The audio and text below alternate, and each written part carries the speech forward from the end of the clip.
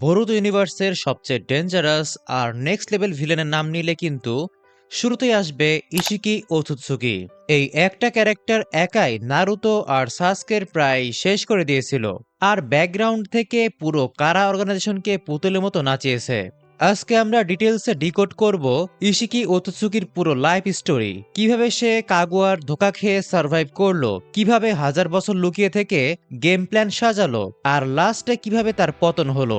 ঘটনার শুরু আজ থেকে প্রায় হাজার বছর আগে। ওৎসুকিদের ক্লানের কাজই ছিল আলাদা আলাদা প্ল্যানেটে গিয়ে গড ট্রি প্ল্যান্ট করা আর পুরো প্ল্যানেটের চাকরা অ্যাবজর্ব করে নিয়ে চাকরা ফ্রুট বানানো।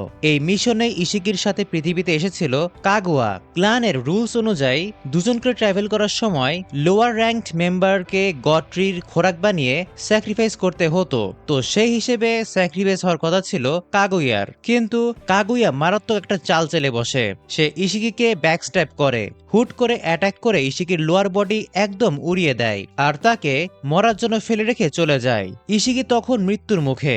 অন্য কারোর শরীরে নিজের কার্মা ইমপ্ল্যান্ট করার মতো টাইম বা এনার্জি কোনটাই তার ছিল না।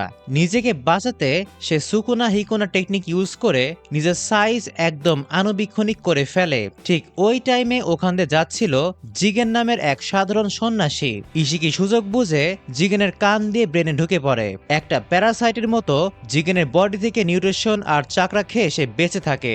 তারপর আস্তে আস্তে জিগেনের ব্রেন আর বডির ফুল কন্ট্রোল নিয়ে নেয় আর তার বডিতে কার্মা ইমপ্ল্যান্ট করে দেয়। কাগুয়ার কাছ থেকে এই লেভেলে ধোকা খাওয়ার পর ইশিকির কাছে আর কোনো অপশন ছিল না।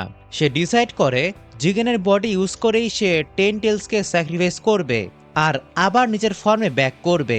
কিন্তু প্রবলেম হলো জিগেন তো একটা অর্ডিনারি হিউম্যান। ইশিকির বিশাল চাকরা আর পাওয়ার সহ্য করার ক্ষমতা জিগেনের বডির ছিল না। রেজারেক্ট করার কিছুক্ষণের মধ্যেই জিগেনের বডি ক্র্যাশ করে মারা যেত। তাই ইশিকির দরকার ছিল দুটো জিনিস। নাম্বার ওয়ান, জিগেনের বডিকে প্রিপেয়ার করা যাতে সে টেন টেলসের খাবার হতে পারে। নাম্বার টু, নিজের জন্য একটা পারফেক্ট ভেসেল বা নিউ বডি খুঁজে বের করা। এই মাস্টার প্ল্যান সাকসেসফুল করতেই ইশিকি আন্ডারগ্রাউন্ডে সেট আপ করে তার হাইটেক সিন্ডিকেট কারা অর্গানাইজেশন।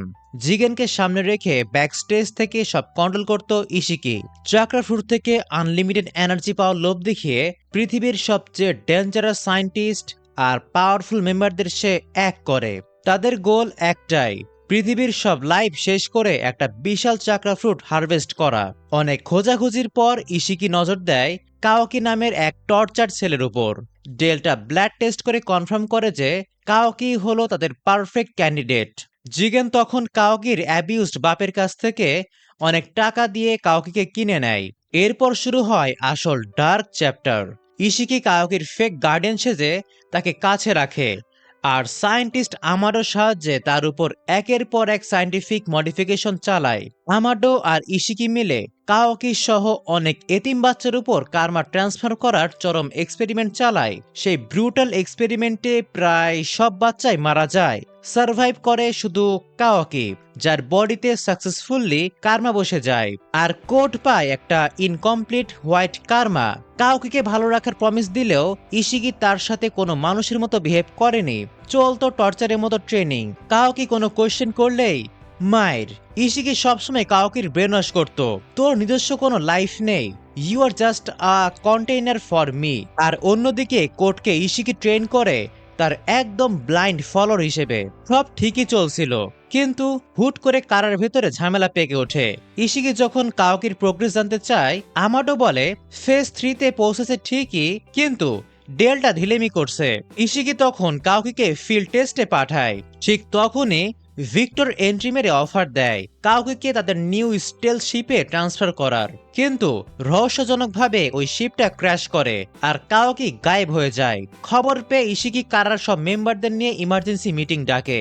সে কাশিন কোজিকে করা অর্ডার দেয়, যেভাবেই হোক কাওকিকে রিকভার করতে হবে।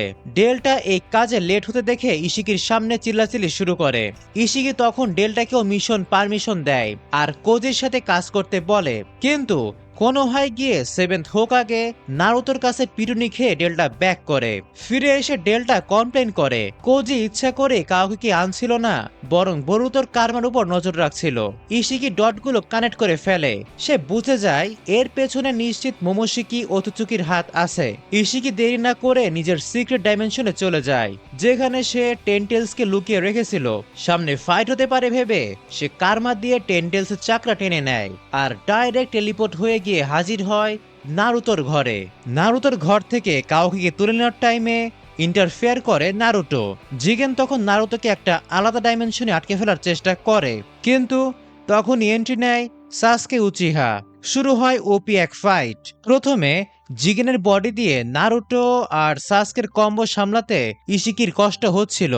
বাধ্য হয়ে সে জিগেনের বডিতে নিজের অরিজিনাল পার্সোনালিটি আর ফুল পাওয়ার আনলক করে। মুহূর্তের মধ্যে পুরো গেম ঘুরে যায়। ইশিকির রড অ্যাটাক আর গড লেভেলের পাওয়ারের সামনে নারুটো আর সাসকে একদমই পাত্তাই পাচ্ছিল না।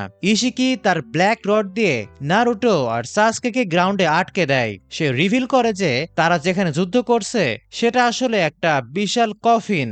ইশিকি চেয়েছিল সাসকেকে ওখানেই ফিনিশ করে দিতে, কারণ সাসকে টেলিপোর্ট করে পালাতে পারে, কিন্তু নারুতোর হেল্প নিয়ে সাসকে কোনো মতে ওখান থেকে এসকেপ করে। ইশিকি নারুতোকে বলে তার নারুতোকে নিয়ে কোনো ইন্টারেস্ট নেই, তার দরকার বরুটোকে। এরপর সে নারুতোকে ওই কফিনের ভিতরে সিল করে ব্যাক করে। হেডকোয়ার্টারে ফেরার পর দেখা যায় জিগেনের বডি ড্যামেজ হয়ে গেছে। আমারও সেটা ট্রিটমেন্ট করে আর বলে রিকভার হতে 2 দিন টাইম লাগবে। ইশিকি হ্যাপি ছিল যে কাওকি আর বরুতোর কার্মার প্রোগ্রেস ভালো, খুব জলদি গডটি বানানো যাবে। সে আমারোকে প্রমিস করে তার সব চাওয়া পূরণ করা হবে, কিন্তু কিছুক্ষণ পরে সে নিউজ পায় যে বোরো মারা গেছে আর নারুতো বের হয়ে গেছে। ইশিকি সাথে সাথে ডেল্টাকে অর্ডার দেয় বোরোর বেস আর স্পেস টাইম গেট উড়িয়ে দেওয়ার জন্য। ঠিক তখনই রুমে ঢোকে কাশিন কোজি। ইশিকি ঠান্ডা মাথায় কোজিকে জিজ্ঞাসা করে কোজি নিজে টেলিপোর্ট করতে পারলেও শিপে কাউকে কেন পাঠিয়েছিল। ইশিকি রিভিল করে যে সে আগেই বুঝে গেছে শিপ ক্র্যাশ করিয়ে কাউকে পালানোর সুযোগ দেওয়াটা ছিল আমাডো আর কোজির একটা ইনসাইড জব। সাথে সাথে শুরু হয়ে যায় ইন্টারনাল ফাইট। ইশিকি কোজিকে ফেসের উপর বলে যে সে জাস্ট একটা টুল, যাকে একটা নির্দিষ্ট কাজের জন্য বলির পাঠা বানানো হয়েছে। কিন্তু কোজি একটা মারাত্মক চাল চেলেছিল। সে কোনো নর্মাল চাকরা ফায়ার না করে বরং ন্যাচারাল ফায়ার ইউজ করে অ্যাটাক করে। ইশিকির কার্মা শুধু চাকরা অ্যাটাক অ্যাবজর্ব করতে পারে, ন্যাচারাল জিনিস না। জিগেনের বডি পুড়তে শুরু করলে ইশিকি বাধ্য হয় জিগেনের আধমরা বডিতেই নিজেকে রিজারেক্ট করতে। জিগেনের ছাই থেকে বের হয়ে আসে ইশিকি ওতোচুকির অরিজিনাল ট্রু ফর্ম। নিজের পাওয়ার দিয়ে সে 1 সেকেন্ডে কোজির আগুন পিচ্চি করে নিভিয়ে দেয়। এরপর এক অ্যাটাকে কোজির মাস্ক ভেঙে যায় আর রিভিল হয় এক শকিং ট্রুথ। কাশিন কোজি আসলে আমাদের লিজেন্ডারি জিরায়ের ক্লোন। ইশিকি আমাডো আর কোজির ব্রেনের তারিফ করে, কারণ এই ইমপারফেক্ট বডিতে ইশিকিকে রিজারেক্ট করতে বাধ্য করায় তার অরিজিনাল বডির লাইফ স্প্যাম মাত্র 2 থেকে 3 দিনে নেমে এসেছে। সে এখন এক প্রকার কাউন্টডাউনে আছে। ইশিকি তার সুকুনা হিকুনা আর দাইকোকোতেন অ্যাবিলিটি দিয়ে বিশাল পাথর ফেলে কোজিকে ক্রাশ করে দেয়। কোজি কোনো মতে একটা ব্যাঙের সাহায্যে টেলিপোর্ট হয়ে পালায়। ইশিকির হাতে আর একদমই টাইম ছিল না। সে ডাইরেক্ট কোনোভাবে টেলিপোর্ট করে। কাউকে যেভাবেই হোক নিউ কার্মা দিতেই হবে, না হলে সে চিরতরে গায়েব হয়ে যাবে। কোনোহায় এসে ইশিকি তাণ্ডব শুরু করে। নর্মাল শিনোবিদের সে এক হাতে সামলায়। তখন সামনে আসে নারুতো। ইশিকি কাওকির লোকেশন জানতে চাইলে নারুতো মুখই খোলে না। রাগে ইশিকি কোনোহায় রেস্ট্রি করা শুরু করলে নারুতো ফুল পাওয়ারে লড়ে, কিন্তু ইশিকির সামনে সে টিকতে পারছিল না। ঠিক ওই টাইমে এন্ট্রি নেয় সাসকে আর বরুটো। বরুটো তার স্পেস টাইম জুটসু ইউজ করে এক পলকে ইশিকিকে অন্য একটা ডাইমেনশনে নিয়ে যায়। সাথে সাথে নারুতো আর সাসকেও ওখানে চলে আসে। শুরু হয় ইশিকির লাইফের সবচেয়ে ক্রুশিয়াল ফাইট।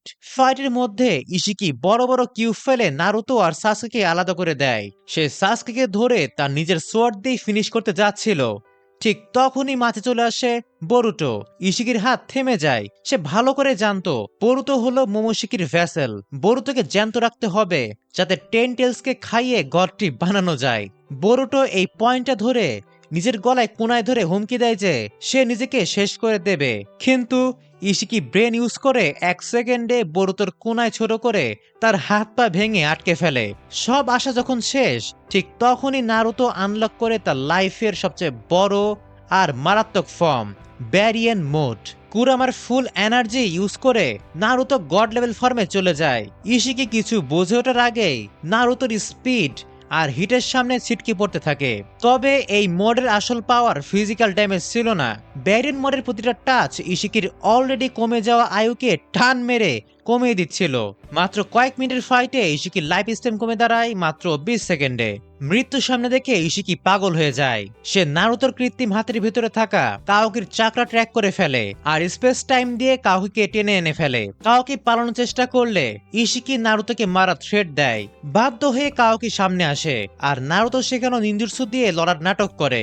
ইশিকি তাকে ধরে ফেলে আর হেভি কনফিডেন্স নিয়ে কাওকির বডিতে কার্মা ইমপ্ল্যান্ট করে দেয়। ইশিকি তখন হাসছে, হা হা হা, আমি জিতে গেছি, আমি সার্ভাইভ করে গেলাম। কিন্তু পর মুহূর্তেই ইশিকির বডি ছাই হয়ে ভাঙতে শুরু করে।